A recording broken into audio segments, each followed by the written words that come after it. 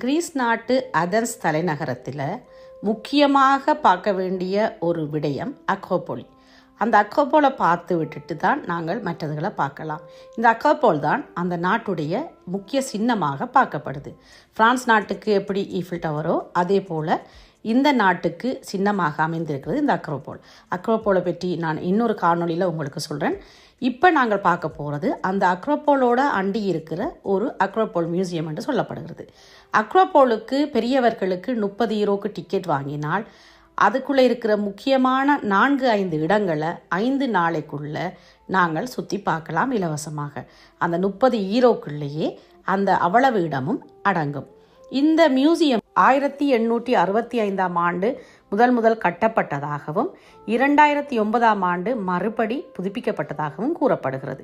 25 square metre கொண்ட இந்த மியூசியத்தில் 4000க்கு மேற்பட்ட அகழ்வாய்வு பொருட்கள் எல்லாம் வைக்கப்பட்டிருக்குது. இந்த மியூசியத்தை நீங்கள் பார்த்தீங்களேன்னா தாஜ்மஹாலை எங்களுக்கு ஞாபகப்படுத்துவதாக இருக்குது. அந்த பளிங்கு கற்களும் அற்புதமான தூண்களும் மிக அழகான அந்த கிரேக்க நாகரிகத்தை எடுத்து காட்டி கொண்டு இருக்குது. இந்த மியூசியத்தை நாங்கள் அதிவேகமாக சுற்றி பார்க்க வேண்டிய ஒரு நிலை ஆயிட்டது. காரணம், நாங்கள் மற்ற அக்ரோபோல் மற்ற இடங்களையெல்லாம் நாங்கள் கொஞ்சம் ஆறுதலாக பார்த்து விட்டுட்டு வந்துட்டோம். அப்போ இதை இன்னொரு நாள் பார்க்கலாம் என்றால் நாங்கள் மறுபடியும் அந்த நகரத்துக்குள்ளேயே இருக்கணுமன்றதுக்காக வேகமாக பார்த்தது ஒரு பக்கம் மனக்கவலை தான். இருந்தாலும் காணொளிப்படுத்தி கொண்டு வந்திருக்கிறேன் உங்களோட சேர்ந்து நான் மறுபடியும் அதை பார்க்கறதுக்கு.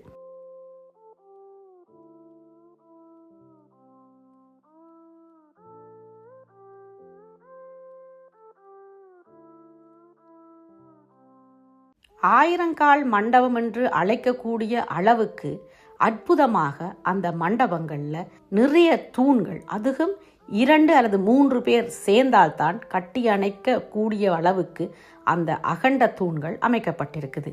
முதல் கூறியது போலவே பளிங்கு கற்களால் பளிச்சென்று இருந்தது அந்த மியூசியம். ஒரு மியூசியத்துக்கு போன மாதிரி இல்லாமல் ஒரு கோயிலுக்குள் போன மாதிரியான அமைதியும் அந்த அழகும் மனதை அவ்வளவு கவர்ந்திருந்தது.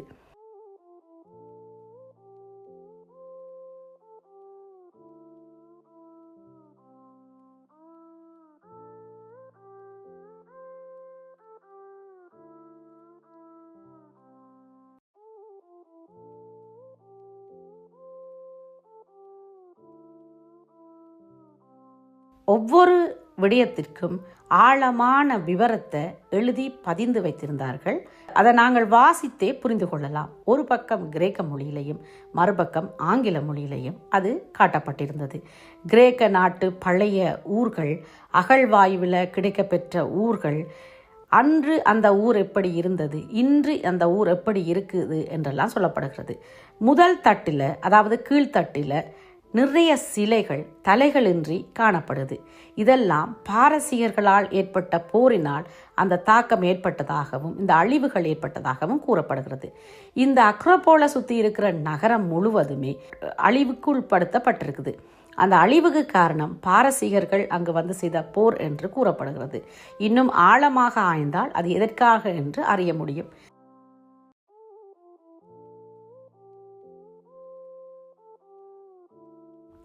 பாரசீகர் எதற்காக கிரேக்க நாட்டில் வந்து போர் செய்தார்கள் என்பது எனக்கு தெரியவில்லை. உங்கள் யாராவதுக்கு தெரிந்தால் எனக்கு அதை அறிய தாருங்கோ.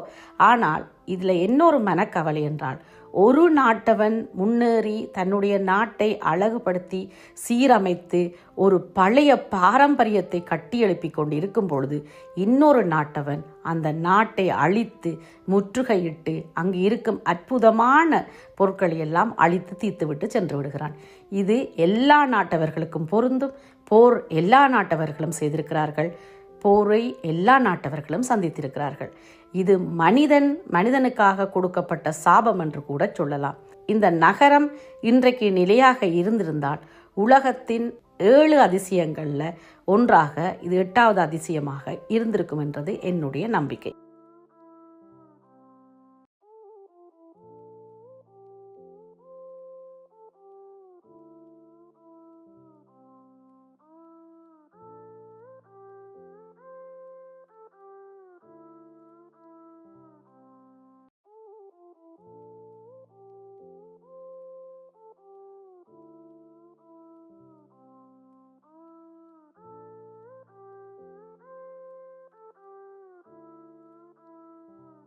அவர்களின் மண்ணுக்குள் இருந்து அகழ்ந்து எடுக்கப்பட்ட பல பாத்திரங்கள், சிலைகள், அது மட்டுமல்லாமல் நான் பாட நூலில் மட்டும் பார்த்து அறிந்த ஈமத்தாழி ஒன்றும் அங்கே இருக்குது. அந்த ஈமத்தாழி 1700 சொச்ச காலத்தில் ஒரு சிறுவனை புதைத்த தாழியாக கூறப்படுது.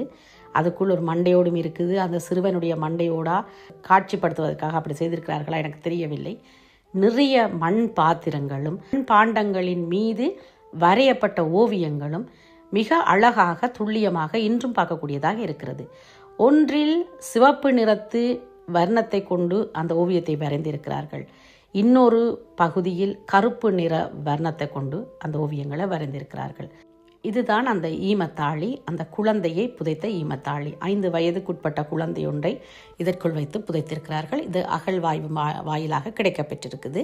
இந்த ஈமத்தாழி என்பதை நான் என்னுடைய பட்டப்படிப்பின் போது இப்போ கற்றுக்கொண்டிருக்கிறேன். ஆனால் இன்று இந்த மியூசியத்தில் பார்த்ததில் அதுவும் எனக்கு ஒரு மன மகிழ்ச்சி தான். பழைய கிரேக்கர்கள் போட்ட நகைகள், அவர்கள் பயன்படுத்திய ஆயுதங்கள், இது எந்த காலத்தில் எடுக்கப்பட்ட இடங்கள், இங்கே ஒரு சிமிட்டியரும் அதாவது ஒரு இடுகாடும் இருப்பதாகவும் கூறியிருந்தார்கள். அந்த மியூசியத்தை மிக மெதுவாக பார்த்தால் இன்னும் ஆழமாக புரிந்து கொள்ளலாம். எங்களுடைய துரதிர்ஷ்டம் அதிவேகமாக அந்த மியூசியத்தை பார்த்து வெளியேற வேண்டிய ஒரு கட்டாயத்தில் இருந்தோம். இதற்கு மேலாக இன்னொரு விடயம் என்னவென்று சொன்னால், கிரேக்கர்களுடைய காசு அங்கு காட்சிப்படுத்தப்பட்டிருந்தது. கிரேக்கர்கள் எங்களுடைய நாட்டுக்கும் வந்து ஈழத்திலும் கூட கிரேக்கர்களுடைய காசு எங்களுக்கு இருப்பதாக கூறப்பட்டிருக்குது. ஒவ்வொரு விடயமும் அற்புதமாக சேகரிக்கப்பட்டிருந்தது. எனக்கு இந்த இடங்களை எல்லாம் பார்க்கும் பொழுது மனதில் ஒரு கவலை வந்தது. சங்கிலியன் ஆண்ட பகுதியில் நல்லூருக்கு அருகில் சங்கிலியன் தோப்புக்கும் சங்கிலியன் அந்த மந்திரியின் மண்டபத்திற்கும் அருகில் தான் எங்களுடைய வீடு இருந்தது. அங்கு இருந்த அந்த தூண்கள், அந்த நுழைவாயில்கள் எல்லாம் இடிபாட்டுக்குள்ளே உள்ளாயிட்டது. ஆனால் இவர்கள் அது எல்லாம் மிக கவனமாக பக்குவப்படுத்தி அந்த இடங்களை எல்லாம் மியூசியமாக அமைத்து மக்களுக்கு அதை காட்சிப்படுத்தி அதன் வாயிலாக கிடைக்கும் பணத்தை அதற்கு திரும்பவும் பயன்படுத்தி மீள் வடிவம் கொடுத்து கொண்டு இருக்கிறார்கள்.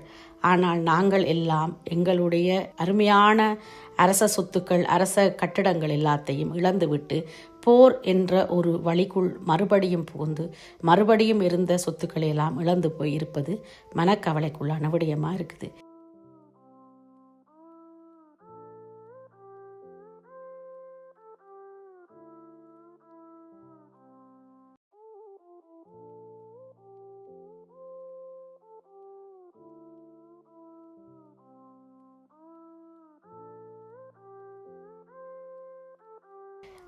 கீழ்த்தட்டில் இருந்த உடல்களுடைய தலைகளா அல்லது வேறு தலைகளா என்று எனக்கு தெரியவில்லை.